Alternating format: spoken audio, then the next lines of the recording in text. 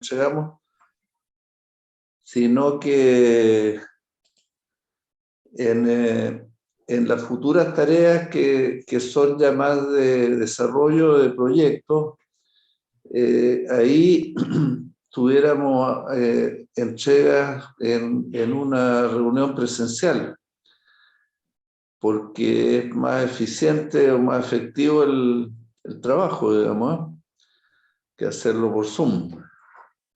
Pero eso debería ser después o sea, dentro del mes de octubre, ya que esperamos que esté todo más normalizado. Ahora, si pudiéramos incluso ir a una visita de planta o de obra en construcción, sería mejor todavía, porque es diferente ver las cosas, ¿no? En vivo y en directo, como dicen, y tener claro de qué estamos hablando. Porque para entrar un poco en materia, en el proyecto de prefabricado, lo primero que debemos hacer es definir cuáles son las piezas componentes, ¿eh?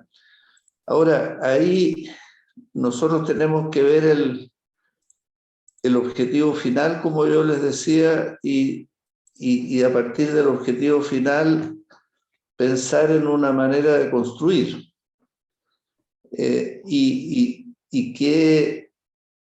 ¿Cómo vamos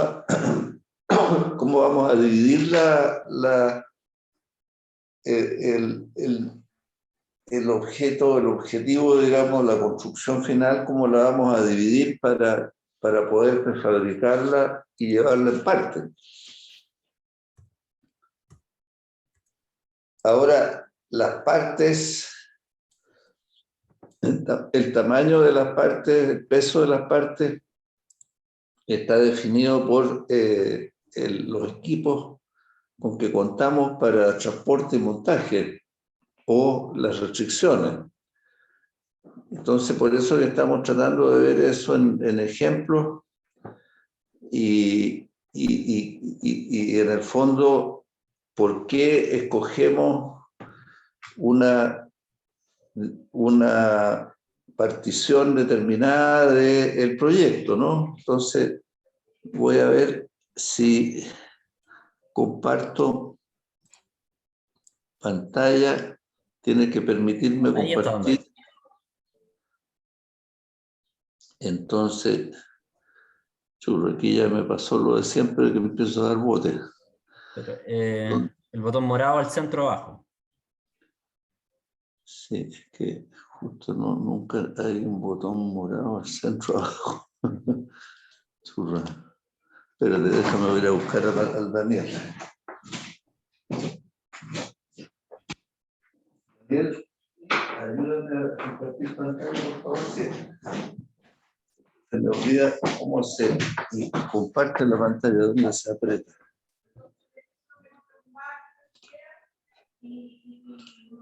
¿Dónde me? Ahí estamos. ¿Ahí estamos?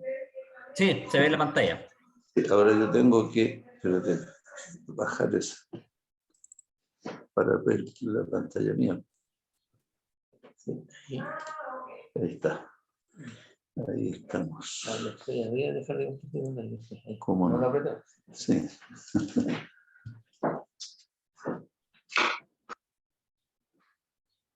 Quiero que veamos el proceso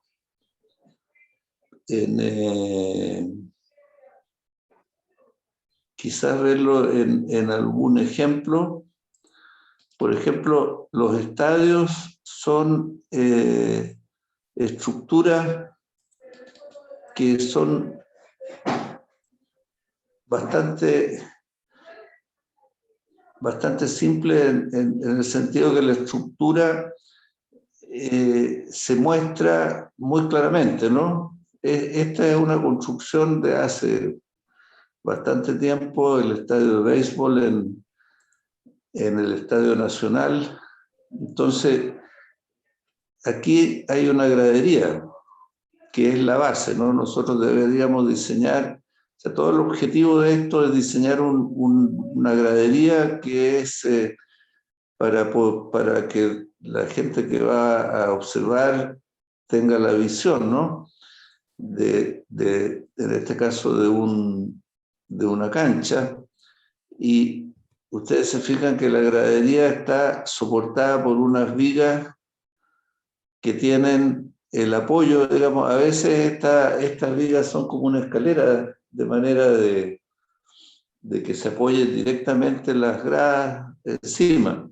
Ahora, aquí es donde empiezan las decisiones, porque, por ejemplo, uno podría pensar que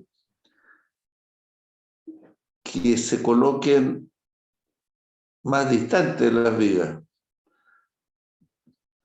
Pensemos, por ejemplo, de que se elimina una viga por medio, entonces tendríamos, en vez de tener un largo que en este caso es del orden de 4 metros solamente entre vigas o 5 metros, pasamos a tener un largo de 8 o 10 metros. Entonces, ahí es donde empiezan las decisiones. Como yo les he explicado, en todos los proyectos, el ideal es que las piezas sean lo más grandes posible, de manera de tener menos faenas de montaje y de transporte, etcétera, pero por supuesto vamos a tener elementos más grandes. Y esos elementos más grandes en algunos casos podrían no poder trasladarse, por ejemplo. Entonces, si yo escojo una distancia, pensemos que esto es 4, no me acuerdo bien si esto es 4 o 4,5 por ahí, no es una distancia chica. Lo llevamos a 8 metros, suponiendo que esto es 4. El problema que se nos presenta es que la grada empieza a no ser tan simple, ¿no es cierto? Porque la grada, en este caso, vamos a ver, ahí se ve la grada, son una L, es una L, que la grada de arriba se apoya en el nervio, en el respaldo de la grada de abajo, ¿no es cierto? Ahora, siempre en un proyecto estamos sometidos a ciertas condiciones que tienen que ver con la funcionalidad. Como yo les digo, siempre tenemos un objetivo y dentro de ese objetivo está la función que debemos cumplir, que en estos casos esa función muchas veces la define el arquitecto, que define los espacios, las distancias, etc. Ahora, en las gradas, para poder sentarse, mirar, depende un poco si las gradas son con tablones o directamente se sienta uno en la grada o tiene una silla encima, ¿no? Como muchas veces ocurre. En los estadios más desarrollados se pone una silla de plástico o de otro material apernada a la grada estructural. Entonces, en los estadios nosotros tenemos una altura de grada que es alrededor de 40 centímetros y, y un piso de la grada que es del orden de 90 centímetros. Entonces tenemos 90 y 40, 45 de alto para poder sentarse. Son medidas que ya tienen que ver con el uso, ¿no? Este 90 es para que alguien se siente arriba y se pueda sentar alguien abajo, entonces, y eventualmente pasar. Entonces, esta distancia son 90 centímetros aproximadamente. Esos son estándares en casi todos los estadios y 45 centímetros de alto del respaldo. Ahora, si yo, como hablamos, escojo una distancia diferente, como de 8 metros, entonces ya no tengo una estructura tan sencilla como esta, porque esta viga necesita ser, en vez de 4 metros o ser una grada completa, una L, empieza a necesitar ser de mayor altura y, y capacidad, ¿no? O sea, por ejemplo, una viga de una grada de 8 metros necesita una altura de nervio, o más bien, como en este caso la altura de nervio está definida, si es que voy a adoptar un apoyo de este tipo, estoy obligado a hacer una grada pretensada para poder tener una luz de una distancia de 8 metros. O tendría que elegir otro sistema que hay, que esta viga es más alta y el respaldo y el piso está al medio de la viga o algo así. Entonces podría tener una viga de 60 centímetros, pero manteniendo esta altura de 45 o 40. Ahí está el apoyo. Aquí en el caso de esta viga se ha preferido hacerle una pequeña apoyo a cada nervio. Y ahí está que esta es una gradería con tablones. Ahora, ustedes ven que el proyecto es tremendamente sencillo, ¿no? Y en general los estadios tienen estas estructuras tan simples. Ahora, en este caso, hay una condición de simplicidad también grande, que no tenemos los codos, digamos, ¿no? O sea, es una grada recta. El codo, la curva, digamos, en los ángulos de la gradería son los más complicados, ¿no? Bueno, ahí hay algunos detalles que podemos ver en otros casos de las barandas. Muchas veces en estos casos las barandas y todos los elementos agregados se apernan al hormigón con sistemas de pernos que se colocan después, ¿no? Como pernos de expansión o pernos adheridos con epóxico. Aquí tenemos la conexión de la pata de apoyo, ¿no es cierto?, del pie de apoyo y del arrochamiento, porque quizás deberíamos, a ver, lo último que les voy a hacer hincapié en este caso, que nosotros tenemos aquí la estructura que es una viga con una pata, que esto puede ser una sola cosa o puede ser un pilar con una viga. Entonces, ahí es donde está el diseñador que serían ustedes, en este caso, pensemos, y que quieren hacer el proyecto económico y rápido. Entonces, el procedimiento, como estamos hablando, es que nos imaginemos cómo vamos a construir esto, cómo lo dividimos en piezas y cuáles son las condiciones que tenemos para poder transportarlas y montarlas. Entonces, en este caso particular, que había mucho espacio, estas piezas se hicieron en el mismo lugar. Las gradas no, porque las gradas son muy repetitivas, entonces se hicieron en una planta, en un taller, lejos de la obra, pero esta parte se hizo en la misma obra. Entonces, esta parte no necesitamos separarla, digamos, si es que la podemos hacer en la obra, porque construimos esto prefabricado, pero lo construimos aquí muy cerca del lugar de posición final. Ahora ustedes dirán, ¿y por qué lo hago al lado y no lo hago ahí mismo? Porque ustedes se imaginan, ¿no es cierto?, la cantidad de moldaje que tendríamos que hacer para construirlo ahí mismo. Porque estas soluciones compiten con la solución en sitio o con otras alternativas de prefabricado, como podrían ser estructuras de acero, ¿no? Podría ser que todo esto sea de acero, por ejemplo, la estructura principal fuera de acero y las gradas podrían ser de hormigón, que es el elemento más repetitivo y que lo puedo hacer industrializadamente y que por sus características puede funcionar mejor de hormigón, de mejor, menos terminación, menos mantención, etcétera, ¿no? Profe, pero si yo hago eso prefabricado, ¿no estaría usando la misma cantidad de moldaje? La misma cantidad de qué. De moldaje.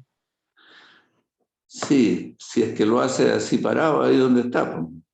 Pero como, ¿quién está hablando, Felipe? No, yo, Camilo.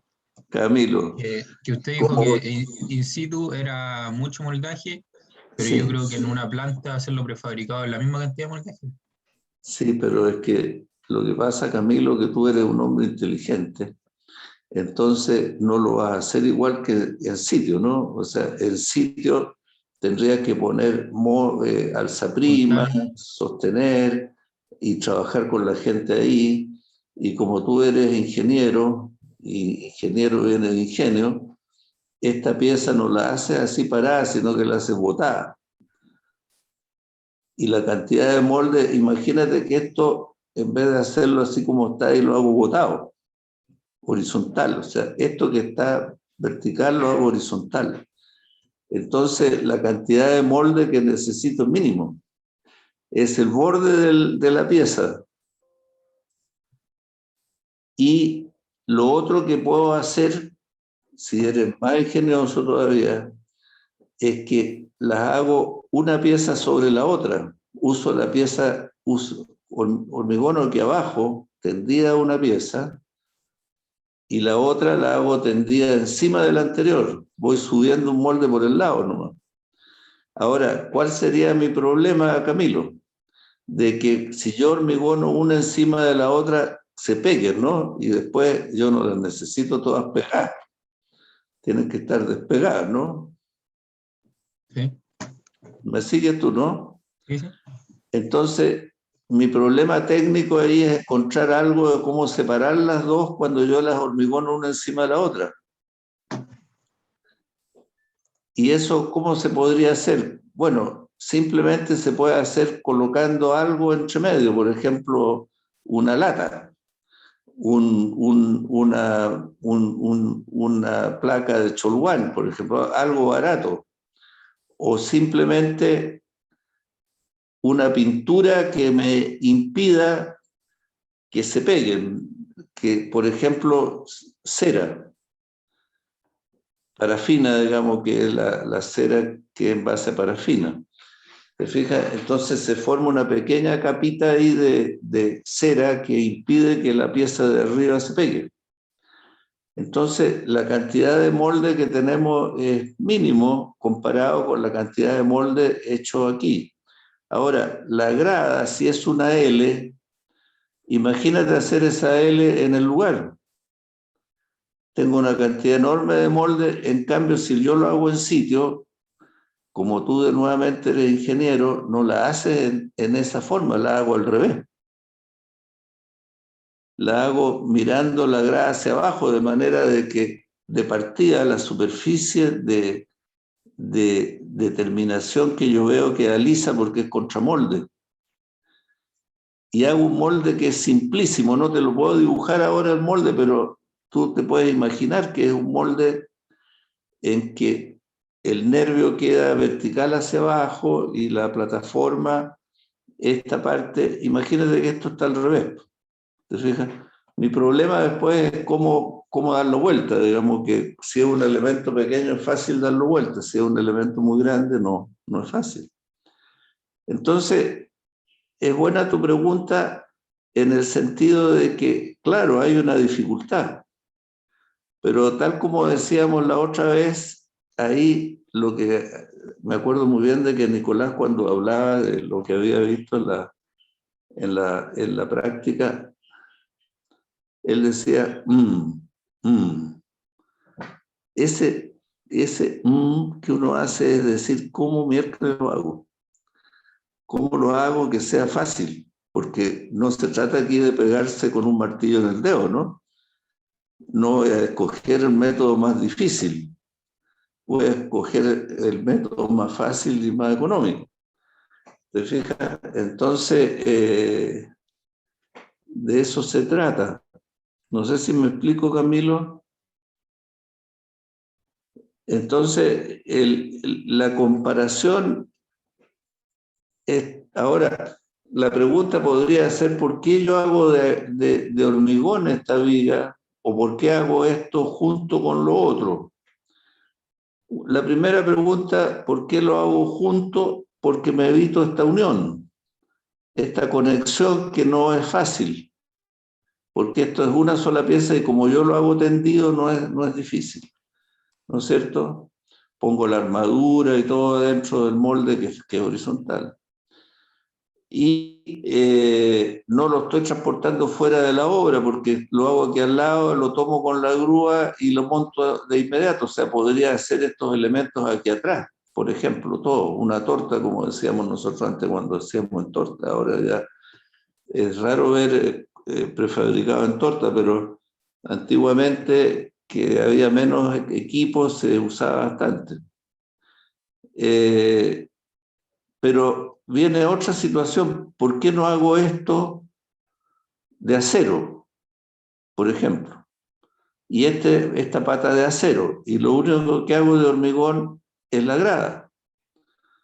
Otra alternativa, ¿no? ¿De qué depende eso? Bueno, depende básicamente del costo, porque el acero tiene hartas ventajas, ¿no? Porque es más liviano. Aquí lo llevo en dos piezas aparte y sueldo, uso soldadura o conexiones apernadas. Y entonces, ¿por qué no uso acero? ¿No es cierto? Básicamente ahí la pregunta, o sea, la respuesta es por costo. Por costo y mantención. El acero es más caro que el hormigón. Podemos comparar en algún minuto cuánto costaría esto en acero y cuánto cuesta en hormigón, ¿no es cierto? Porque no se trata de diseñar cualquier cosa, sino que de diseñar algo que sea conveniente. Incluso las condiciones de comparación pueden ser el precio, como estamos hablando, o también puede haber condiciones en el futuro, por ejemplo, ambientales. ¿Cuántas toneladas o kilos de CO2 me significa esta construcción en hormigón y cuántos kilos de CO2 significan acero? Y eso va a tener una incidencia porque te van a decir, mire señor, usted por cada kilo de CO2 que emita a la atmósfera me tiene que pagar 100.000 pesos, que es un factor que hoy día no está presente. Entonces, cuando tú haces el cálculo de costo, calculas solamente el costo del acero, del molde, de la obra de mano, pero no calcula el costo de tu efecto negativo en el medio ambiente. Eso es algo que se va a introducir pronto. Entonces, no va a dar lo mismo una solución que sea de mucha emisión de CO2 que una que menos. Por ejemplo, incluso uno podría decir, yo tengo una ventaja, señor, porque esto lo estoy haciendo aquí mismo, no tengo transporte, ¿no es cierto? Entonces tengo menos emisión, pero claro, no la cosa no es tan sencilla porque tú me podrías decir, ¿cómo que no tiene transporte? Si usted tiene que llevar el hormigón, van a venir los camiones hormigoneros, o va a tener que traer el acero, ¿te fijas? Entonces, es una contabilidad bastante complicada, pero para eso ustedes que son inteligentes y bien preparados van a estar preparados para hacerlo y tienen buenos computadores y buenos software de que van a poder calcular esa emisión de CO2 para distintas alternativas. Entonces, pero dejemos el problema del CO2 por el momento, que no es un costo que nos esté, no es un problema que esté presente, pero que debería estar, ¿no? Entonces, calculamos si esto es de acero, calculamos el precio. ¿Cuánto vale el kilo de acero puesto ahí, pintado como estructura? ¿Te fijas? Ese costo hoy en día en Chile es del orden de 2.500 pesos el kilo. En cambio, el metro cúbico de prefabricado me cuesta del orden de 250.000 pesos el metro cúbico, décima parte, y yo puedo calcular esas diferencias y ver rápidamente qué es lo que me conviene, digamos, ¿eh? Ahora, ¿de qué otra cosa podría hacerse? Se podría hacer de madera, por ejemplo. ¿Por qué no hacerlo de madera? Nuevamente tenemos condiciones de comparación, ¿no? O sea, si es de madera, si yo quiero hacerlo de esta misma forma, porque yo podría hacerlo con piezas cortas que uno compra habitualmente en barraca.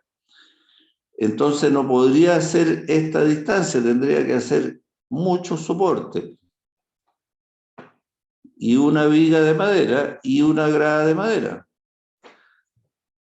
¿Qué ejemplo tenemos de estructuras de madera de grada? Si alguno me ayuda. ¿Qué estructura de madera, de gradería de madera ustedes conocen?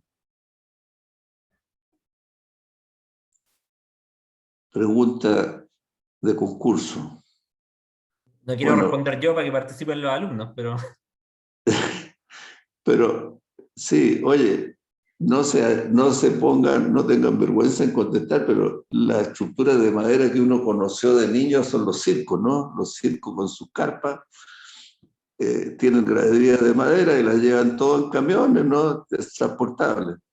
Ahora, ¿cómo son las estructuras de los circos? Si se habrán fijado ustedes, esta viga es una viga de madera y aquí tienen unos palos abajo, unos postes que sostienen la viga de madera y tienen tablones. Y tienen que tener un arriostramiento también, porque eso es importante de ver.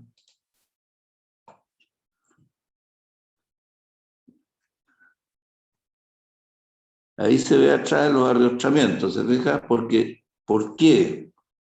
Porque los problemas no son tan sencillos. Ahora, aquí caemos en un problema que yo no quiero meterme con ustedes porque es ya filosofía de la educación. ¿Qué van a hacer ustedes en el futuro? Porque uno puede ser mandado simplemente. Yo sé calcular, usted dígame lo que hago y yo lo calculo. O uno puede ser diseñador, ¿no? Decir, yo diseño el estadio y yo le puedo hacer el cálculo, pero le puedo decir a otros que calculen también, que es lo que yo les digo siempre. El trabajo hoy día se entiende como un trabajo colaborativo entre muchos, no es que uno haga todo, pero eso significa de que no todos necesitan saber tanto o podrían saber cosas más específicas. Nosotros estamos metidos aquí en la escuela en una cosa mixta que es un híbrido que va a ir cambiando, ¿no? Porque es como una orquesta. No todos son directores de orquesta, hay un director. Y los otros, uno toca el violín, otro toca el piano, otro toca qué sé yo, el timbal. Bueno, pero nosotros aquí un poco estudiamos para todos ser directores, entonces no somos ni buenos ni directores, ni buenos violinistas, ni buenos pianistas. Ese es un tema, pero que no es malo, que nosotros aquí lo que estamos viendo en este curso es una cuestión más integrada, por decirlo así. Es como para ser director de orquesta.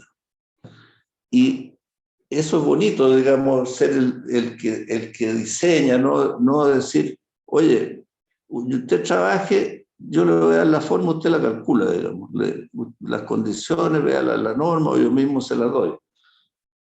Es una manera de trabajar. Otra manera de trabajar es decir, ¿sabe qué? Yo este estadio lo voy a hacer de acero, una pura lecera que lo haga de hormigón. O lo voy a hacer de madera y esta viga la voy a hacer de madera laminada y la voy a hacer más o menos de la misma forma, ¿te fijas? O parecido y que se va a ver mejor. Entonces, la pregunta que viene es, ¿qué es lo que conviene? Bueno, el otro tema aquí es la estabilidad sísmica, ¿no? Porque hay dos cosas que uno siempre estudia, ¿no? La condición estática y la condición dinámica, que son los factores dinámicos, que para nosotros el factor dinámico más relevante en este caso es el sismo. El viento no es tan importante y podría haber otros factores accidentales que hay que considerarlos, pero que en este caso no se considera. Por ejemplo, que un camión llegue y choque esta pata, y si choca la pata echa abajo la grada, ¿no? Es difícil que una gradería esté sometida a ese tipo de factores accidentales, pero sí si es una estructura que está en una vía de tránsito. ¿Te fijas? Entonces, esos factores accidentales deben ser considerados en la medida que son posibles. Es distinto en el distinto tipo de estructura. Y ahora los arrastramientos de atrás es porque esa forma para las cargas dinámicas en esta dirección, o sea, en el plano de la estructura, es muy estable, ¿no?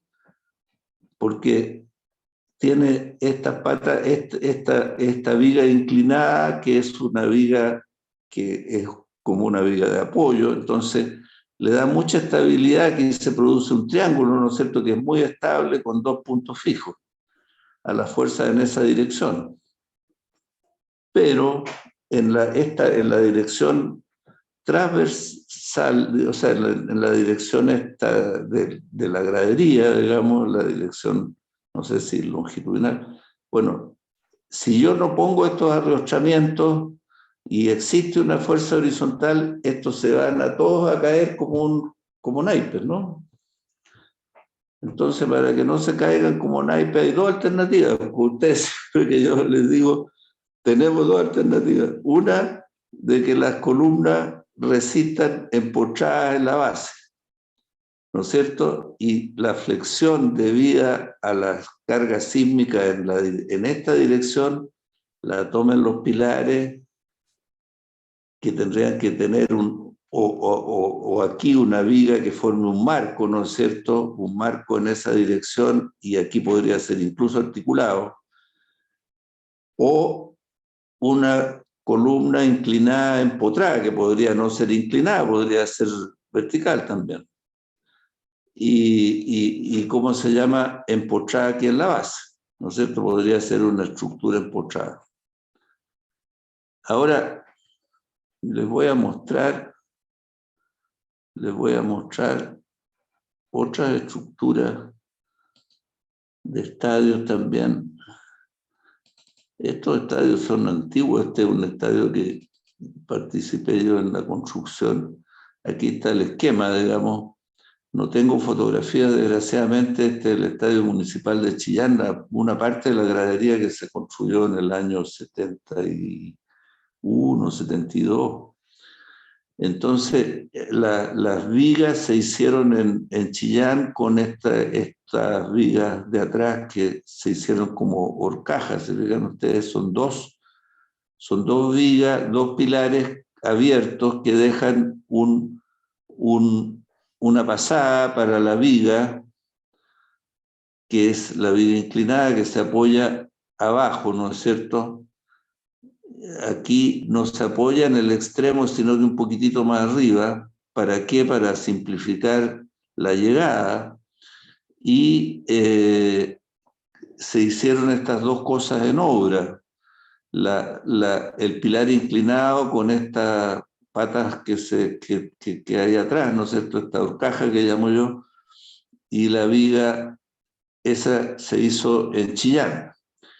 Y las gradas se hicieron en Santiago y se llevaron de Santiago, que eran unas vigas prefabricadas, y la distancia entre marcos que se usó era del orden de 6 metros, 7 metros, no me acuerdo bien, pero no era una distancia muy grande, digamos, ¿eh? Pero ustedes ven cómo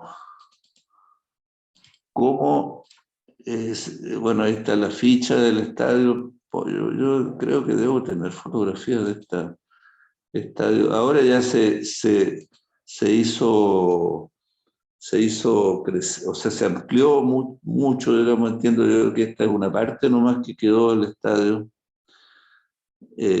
Ahora aquí podemos ver,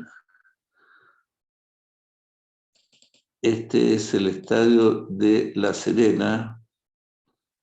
También lo mismo, ven ustedes, pero aquí cambió el criterio porque la viga es una viga endentada. Esta es una construcción de hace algunos años, digamos. Estos estadios bicentenarios, entiendo, no sé si se hicieron por ahí por el 2010, un poco después. Es el actual estadio de La Serena. Y aquí tenemos una conexión hormigonada en sitio, ¿no? Que estas conexiones tienen la ventaja de que dan continuidad y ductilidad.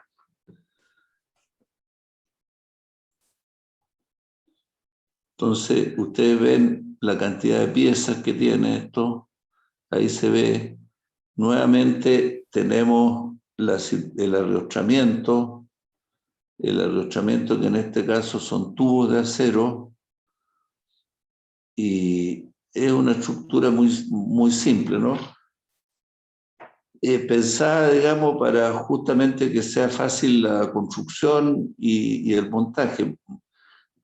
Las piezas de este estadio se hicieron en Santiago y se llevaron a Coquimbo. No sé si está en Coquimbo,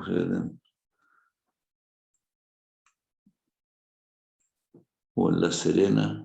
No, en La Serena sí, yo pasaba por fuera de esto. Estas fotos no son mías, sino que son de Marcelo Botay, que es el que construyó esto, hizo prefabricado, digamos. Y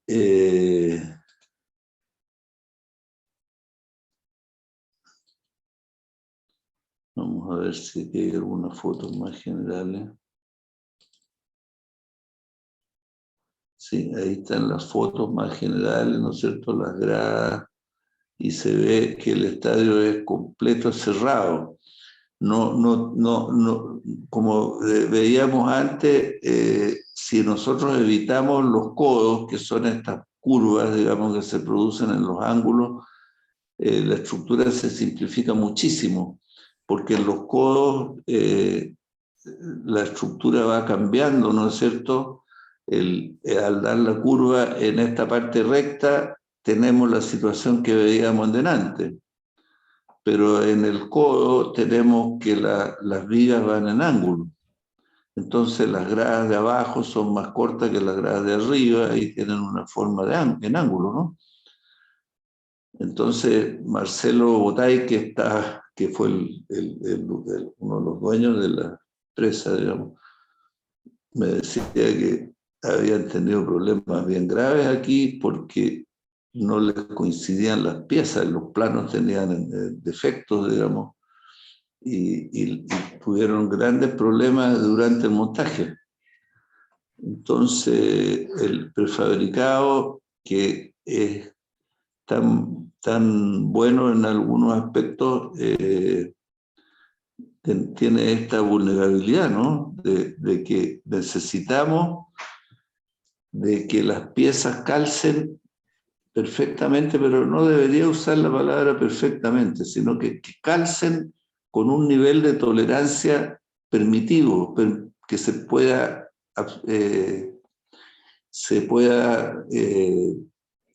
admitir, ¿no es cierto? O sea, porque no se trata de que las piezas deban ser perfectas, sino que tengan un nivel de tolerancia aceptable. Por ejemplo, una grada de la distancia que hay aquí, 8 metros, 7 metros, 8 metros, o puede ser hasta 10 metros.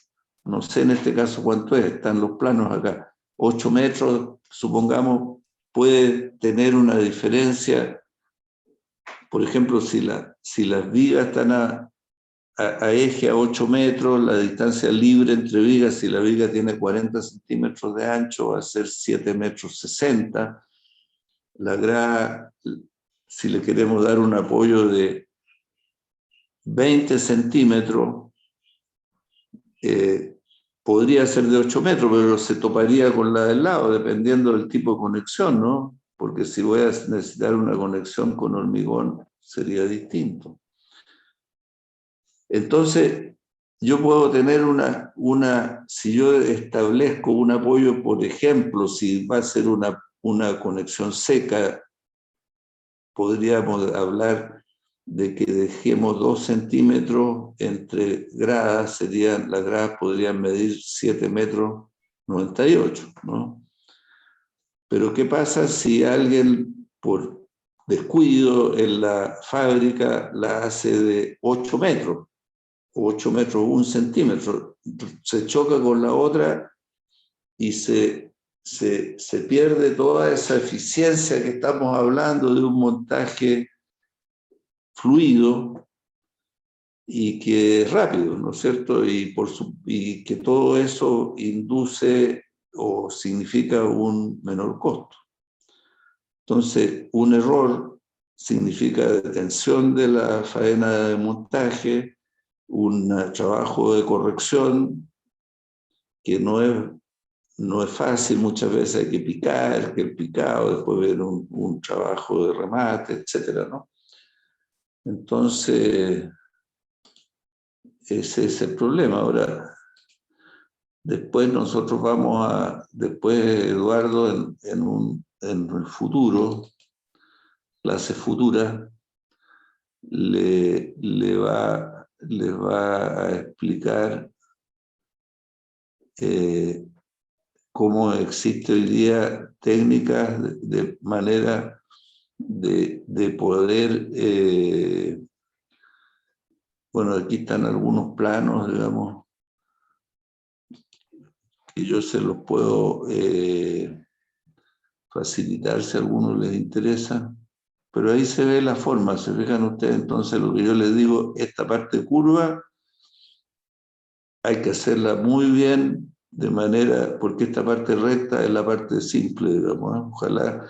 Por eso que muchos estadios prefabricados evitan las curvas, entonces hacen un tramo recto al lado, un tramo recto y 2 tramos rectos en las partes cortas, digamos, y sin codos, digamos. Pero obviamente que eso disminuye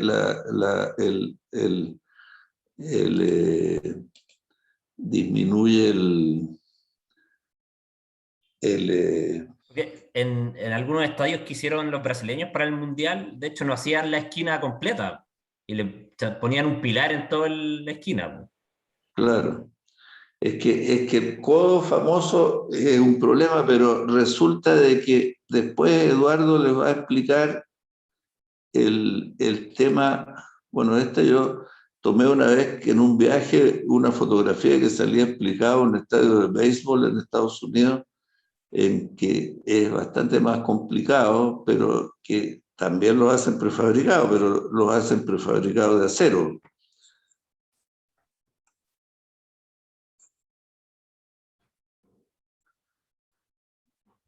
Ahí tienen ustedes una gradería un poco más compleja, digamos, para poner mucha gente, digamos, gente en distintos niveles. Eh, eh, bueno, los problemas se van complejizando, ¿no? Pero ustedes ven, bueno, esas eran otras cosas. Y en eso hemos estado desde los tiempos inmemoriales, ¿no? Porque yo por eso los llevo al pasado a veces.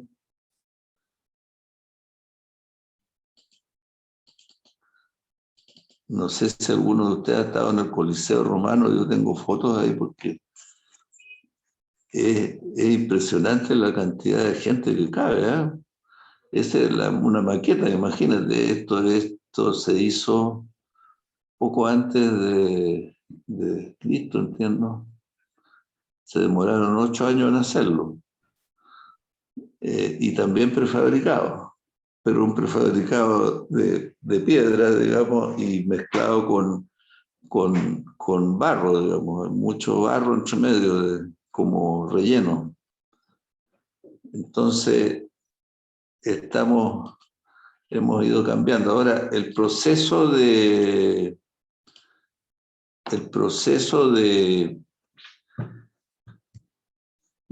diseño, como yo les digo, parte desde, desgraciadamente lo cerré, pero desde el objetivo, que es un objetivo funcional, ¿no? Que lo pone o un arquitecto o un ingeniero, depende del caso, porque si se trata de un estadio es un arquitecto, si se trata de un puerto es un ingeniero, que establece la funcionalidad, ¿no? O si se trata de un puente, pero cada día existe mayor colaboración, ¿no? Porque un puente no solamente debe resistir y cumplir la función, sino que también tiene una obligación estética, ¿no? Que no sea un puente que, que, que seamos, que nos ganemos una medalla olímpica por feo, ¿no? Porque dice este puente, pucha, ¿quién lo diseñó? Un ingeniero de Bochef, no será, ¿no? Que lo hizo tan feo. Normalmente los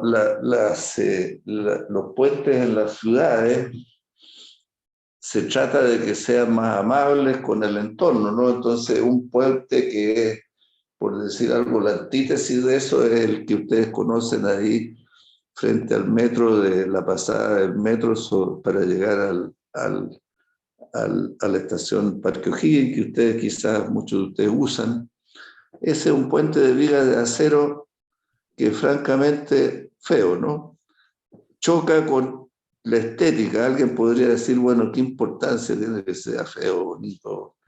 Pero la verdad es que el hecho de que las cosas sean amables al uso, a las personas, es algo importante porque tiene que ver con la sanidad mental, etcétera, digamos. No es lo mismo vivir en una ciudad absolutamente funcional, sin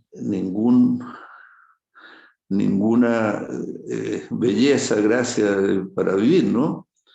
Bueno, entonces, normalmente esos puentes, o sea, en los puentes intervienen arquitectos también para tratar de que no sea, como dicen a veces en broma de los ingenieros, firme pero feo, ¿no? Me quedó firme pero feo. Ojalá que sea firme y interesante de ver, ¿no? Que no sea un choque. ¿Quién hizo esta cuestión tan fea? Bueno, ahora, Profe, sí, sí, César, consulta, no sé si tendrá mucho que ver en realidad. sí, Generalmente cuando se construyen prefabricados, no sé, por ejemplo, se me ocurre un paso peatonal, sí, una de estas pasarelas. sí. Generalmente, ¿cuánto es la vida útil no sé, el constructor le da a esa obra? Es una buena pregunta porque muchas veces la vida útil no está en el diseño, ¿ah? En general, una obra de ese tipo está diseñada, bueno, para el tiempo de uso, pero debería ser del orden de 40, 50 años, digamos, ¿ah? Muchas veces las obras duran mucho más que eso, digamos, pueden durar 100 años, ¿no? Entonces, pero siempre estamos pensando en ese orden de 40, 50 años. No hay una definición que es muy buena lo que tú dices porque debería haberla, digamos, porque la vida útil implica también mantención, ¿no es cierto? Y también adaptabilidad a los cambios futuros, ¿no? Porque pueden cambiar claro. los medios de transporte, etcétera. Todo va cambiando, ¿no? O sea, no sabemos, digamos, cómo van a ser los vehículos de aquí a 50 años, ¿no? Pero habitualmente las obras se diseñan para ese orden. Ahora, muchos piensan que podrían durar mucho más, 100 años, digamos. Pero ahí aparece el otro problema que es la adaptabilidad, digamos, ¿eh? O sea, por ejemplo, ¿cómo tú haces un edificio para la escuela de ingeniería para cuántos años? Por ejemplo, el edificio nuevo que se hizo. ¿Quién pensó cuántos años iba a servir? Probablemente nadie te va a poder responder, te van a decir, pero si en la escuela de ingeniería va a ser eterna, poco menos. ¿Ah? Pero resulta que como estamos viendo, quizás en un futuro va a ser casi un porcentaje importante online, ¿no? De otra manera, no sé cómo, quizás no de la manera actual, ¿no? Entonces, la manera de diseñar puede ser muy diferente, digamos, la escuela en el año 2040, por ejemplo. ¿No es cierto? Entonces, en general, todos los diseños, ahí yo me salgo un poco de lo que estamos hablando, pero del curso tan técnico, pero en todos los diseños aparecen estos factores que son importantes de la funcionalidad. Por ejemplo, la capacidad de adaptación a futuros cambios. ¿No es cierto? César. Sí, sí, profe. ¿Sabes? Preguntaba más que nada por un tema de que ayer me hizo como un poquito de ruido ver como una licitación en donde estimaban como la duración de un puente con con la demanda y la demanda la sacaban como del crecimiento poblacional. Entonces fue como muy raro. Es que eso que dices tú es algo que ahí es porque nos dicen cuadrados los ingenieros, porque no piensan, como bien dices tú, cosas raras, extrañas, ¿no? Porque como que esto se extiende al infinito y resulta que no se extiende al infinito. Estamos, especialmente ahora que estamos en un tremendo periodo de cambio, ¿no? En que están apareciendo nuevos factores, como les decía yo en delante, los factores ambientales, por ejemplo, que, que hoy día no los consideramos en la ecuación, en el balance de costo, ¿no? O lo mismo que tú dices, digamos, y esas cuestiones chocan muchas veces después con los cambios y las necesidades de adaptar las estructuras a situaciones que son distintas. La adaptabilidad de las obras públicas o incluso de las obras privadas es esencial. Te fijas, yo que he trabajado mucho en industria, siempre el problema de la industria que va cambiando la tecnología, los equipos son distintos, entonces si tú haces una construcción muy difícil de adaptar a cambios, es complicado, digamos. Por ejemplo, en los hospitales, por decir algo, que son construcciones de mucha complejidad, con una gran cantidad de equipos, entonces se ha adoptado el criterio de dejar espacios entre pisos que le llaman pisos técnicos. Es decir, supongamos que tenemos 5 pisos, entonces tenemos un primer piso y entre el segundo al segundo piso hay un piso que no existe para el uso del hospital, que le llaman un piso técnico, que es un segundo piso, que está lleno de tuberías y equipos.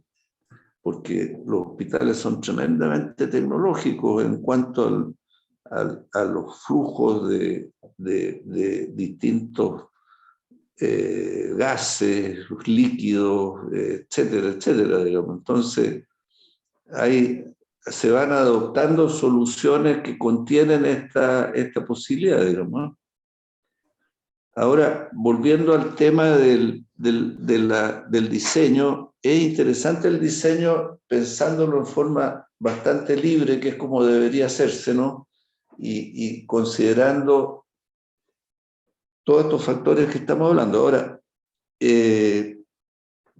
¿pero qué tiene que ver con el prefabricado? Bueno, tiene que ver, nosotros en la parte del prefabricado es una cuestión que tiene que ver con la construcción.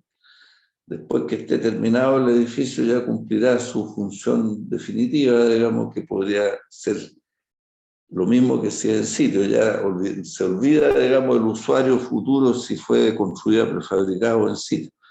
Pero si nosotros tomamos nuestro problema, que es la construcción, entonces, tal como vimos en estos estadios que estábamos mostrando, tenemos que imaginarnos la estructura final, cómo va a ser, las graderías, etcétera, todas las condiciones que, a ver, voy a volver a esa referencia porque es interesante esa foto que veíamos, no sé si era esta, no,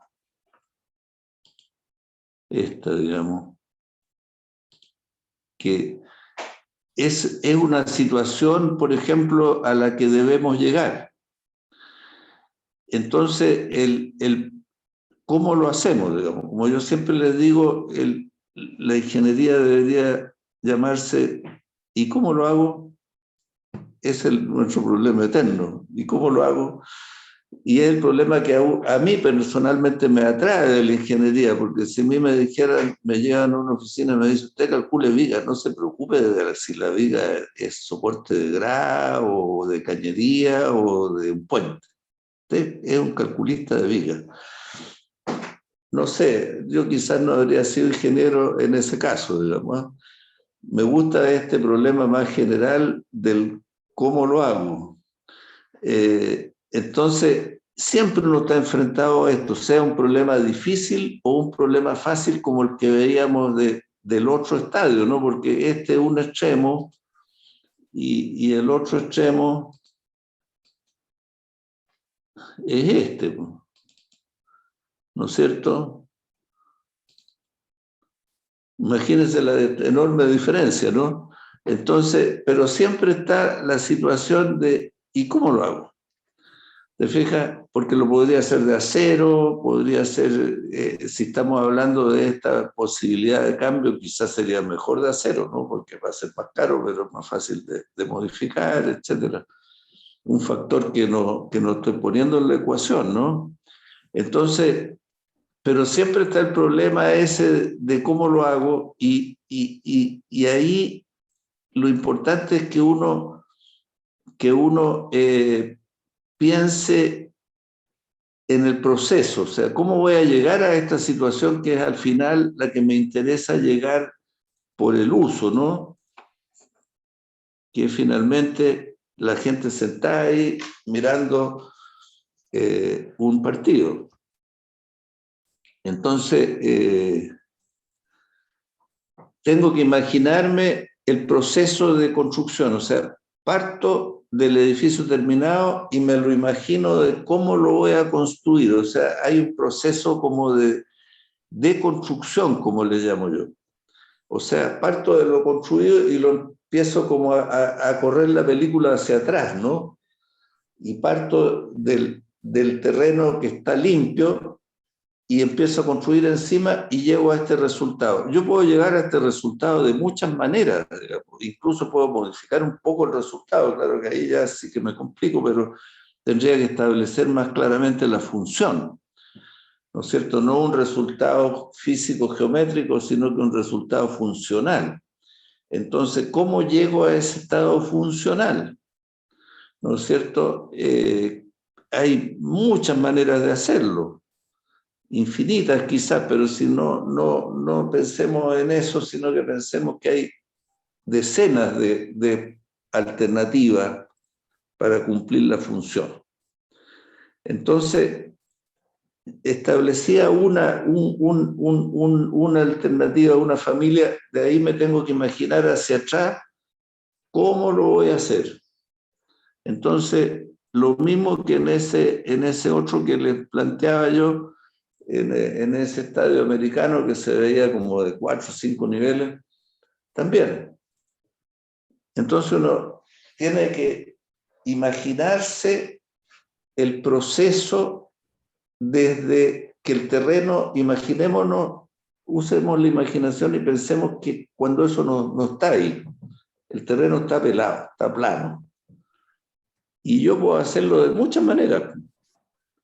Entonces tengo que imaginarme esas alternativas y después hacer las comparaciones en base, como está de moda hoy día, a un algoritmo de inteligencia artificial, por ejemplo, ¿no es cierto? Entonces, podríamos tener un algoritmo de inteligencia artificial que nos dice, nos va poniendo distintas notas a las soluciones, ¿no? Qué sé yo, pues supongamos que yo pongo un pilar ahí recto, pongo otro pilar recto y una viga tendida, pongo qué sé yo, lo hago de madera. Algunos de ustedes me podrían decir, ya, pues córtela y ¿hasta cuándo va a estar pensando en alternativas, no? Pero por eso que uno habitualmente en base a la experiencia se va por una solución que más o menos soluciona el problema en cuanto a costo, tiempo, etcétera. Pero ahí Eduardo me puede ayudar después un poquito, que ya he hablado mucho, de que hay una tecnología que ustedes deben conocer, que es la tecnología BIM, ¿no? Building Information Modeling, o Building Information Management, que le llaman algunos, que es una manera de gestionar los proyectos, de establecer modelos y de generar incluso alternativas de manera automática.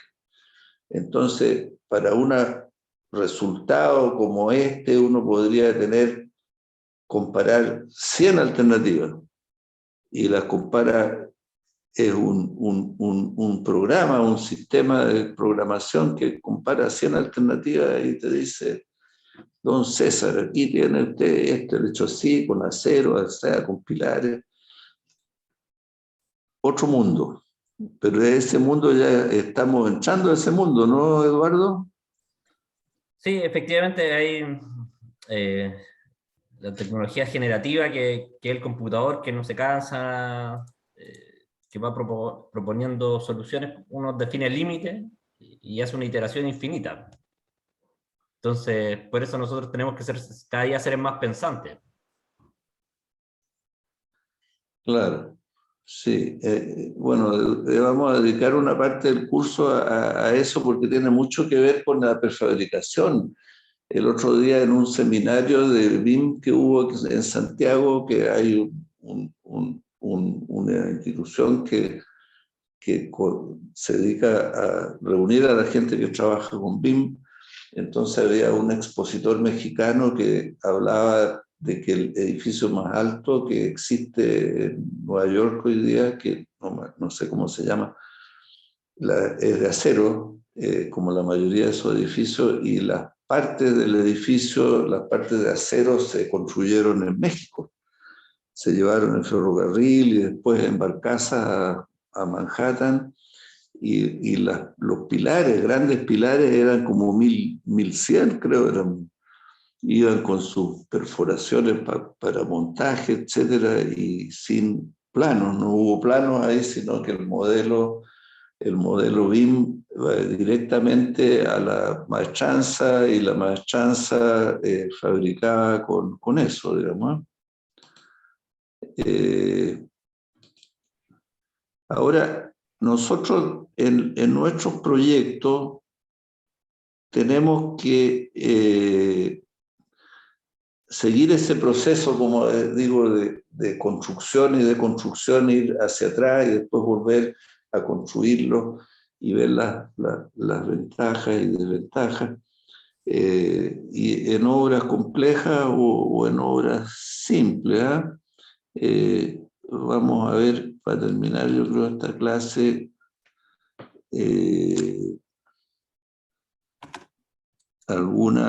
este edificio lo fue a visitar Eduardo, yo desgraciadamente no pude, que es una construcción que hizo la firma Tensocret, que es de un amigo, Martín Mellado, que empezó a trabajar. Ustedes entiendo que no escuchan la música, ¿no? No, no se escucha. Sí, pero no hay explicaciones más que un poquito de música aquí. La gracia de este edificio, una de las gracias que se le puso aisladores sísmicos, ¿ah?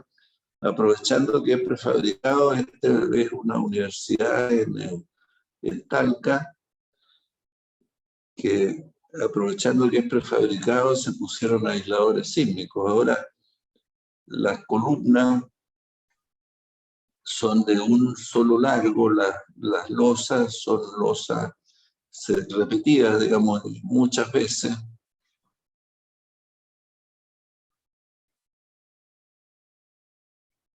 Ustedes ven que siempre el tema ahí, bueno, ahí están los trozos de pilar.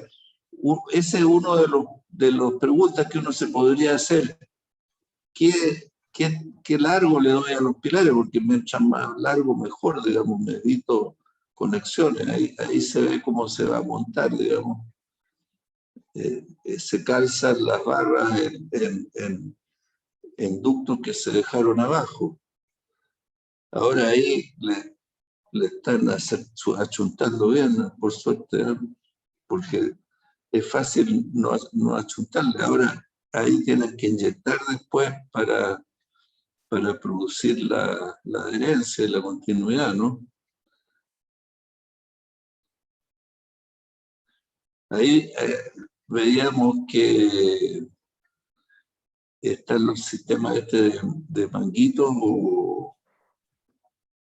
o cómo se llama, los manguitos o conectores mecánicos, ¿no? Pero yo diría que acá no hay conectores mecánicos, dejó el largo de traslapo solamente Sí, inquietud. no, por supuesto. Sí, no, lo que digo es que existe la alternativa Ya, sí. del manguito, digamos. Sí, porque esas barras tienen, no sé, 1,5 metros, pero si uno quisiera dejar menos, como 50, con el conector se ahorra Claro, todo ese largo de traslapo. claro, ahí están en la obra. Se ve menos glamoroso que en el video, ¿eh? Más realista. Pero es lo mismo, ahí están poniendo los aisladores sísmicos, ¿eh?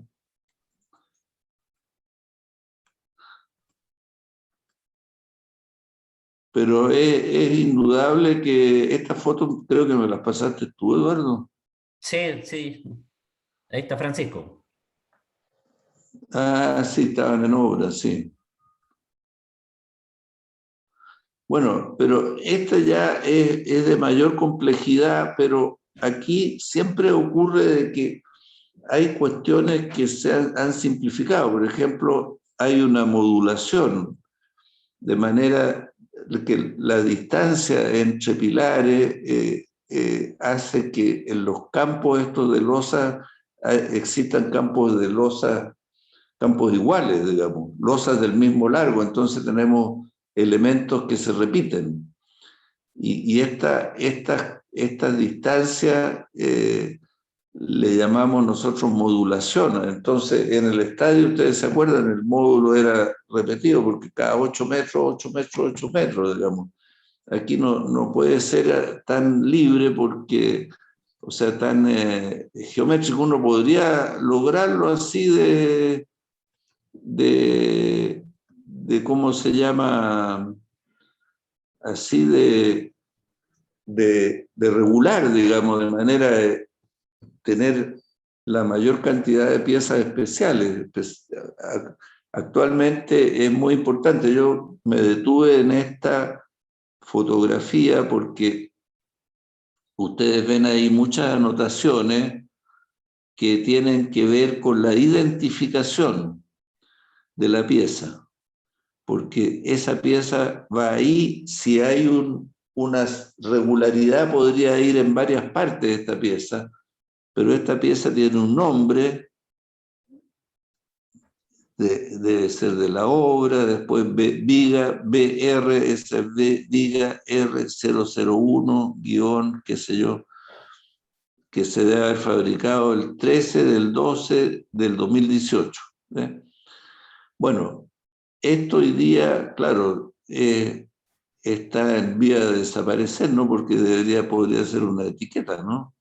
Con un lector de barra o de otro tipo, ¿no es cierto? De manera de que no haya que poner eso, que de partida puede ser de que en algunos casos eso queda a la vista y diga, mira, y dejaron los números a la vista, ¿no? Ahora, si esta pieza va ahí solamente y es única y tiene una posición, es cada vez más importante que el etiquetado sea muy bueno, digamos, y que se pueda leer y que llegue en el orden que debe ser, o sea, se envíe cuando corresponda, de manera de la fábrica vaya a la obra en el orden que corresponde al montaje. Bueno, yo creo que ya estamos cerca de la hora, voy a dejar de compartir. Me gustaría que conversáramos un poco de esto porque en la próxima clase yo creo que Eduardo les puede explicar algún caso particular y más o menos sencillo que sirva de introducción y ver también cómo se conectan las piezas entre sí. Y nosotros hemos hablado del despiece, que es partir la estructura, ¿no es cierto?, para tener piezas de un tamaño que podamos transportar, dependiendo si las trasladamos o si las hacemos en la misma obra. Y viene el problema de cómo las conectamos, de manera de que se forme una estructura integrada, ¿no es cierto?, mediante las conexiones, y que nos preocupemos de las cuestiones básicas que tenemos que preocuparnos, que es que sean estables, pero aparte de estables, que tengan un funcionamiento dúctil y en lo posible tengamos redundancia estructural, que son los factores de diseño estructural más importantes, ¿no? Integridad estructural, ductilidad y redundancia. Redundancia es que tengamos más de un elemento que comparte la resistencia, es decir, si falla un elemento, no tengamos una falla de un sector o peor todavía de toda la estructura, ¿no? Sino que la capacidad estructural se distribuye en varios elementos de manera de que si uno tiene algún tipo de falla, sea por carga accidental o qué sé yo, los otros se repartan el trabajo, como podrían ser ustedes, como buenos compañeros. Si a alguno le pasa algo, pierde su apunte o qué sé yo, los otros lo ayudan. Lo mismo en la estructura, digamos, algunas partes ayudan a las otras y de esa manera se defiende mejor una estructura del colapso. Pero eso se lo vamos a repetir más veces, de esto de la integridad estructural, que la estructura no se desarme, que sea un comportamiento dúctil, es decir, que no falle frágilmente, que si pasa algo, un terremoto se viene abajo de una, que tenga un comportamiento con deformación y que antes de llegar a su estado límite tenga grandes deformaciones. Esa es la ductilidad. Y la redundancia estructural, es decir, que no dependamos de uno nomás. Bueno, no sé si algún comentario, Eduardo, o algún alumno. De la pregunta del diseño para la durabilidad de la estructura, porque en general el concepto está como medio vago, pero sí hay unas cosas que nos podemos apoyar, porque por ejemplo en las estructuras marítimas hay unos requerimientos para que dure 20, 40, 50 años, que los podemos revisar en detalle con el Yuri, porque el Yuri es uno de los que escribió casi que esa guía. Sí, sí, pero ese tema de la durabilidad o duración de las estructuras es bien importante porque depende mucho, digamos, de cómo se diseñan, digamos, pero la durabilidad tiene que ver bastante también con la duración, ¿eh? Porque hay obras que ojalá pudieran desarmarse fácilmente, digamos, porque si no, a veces es muy difícil aprovecharla, pero la idea es justamente, yo creo que una de las cosas importantes desde el punto de vista incluso medioambiental es aprovechar las estructuras y para eso necesitan ser adaptables. Bueno, joven, entonces el día jueves yo creo que vamos a hacer un ejemplo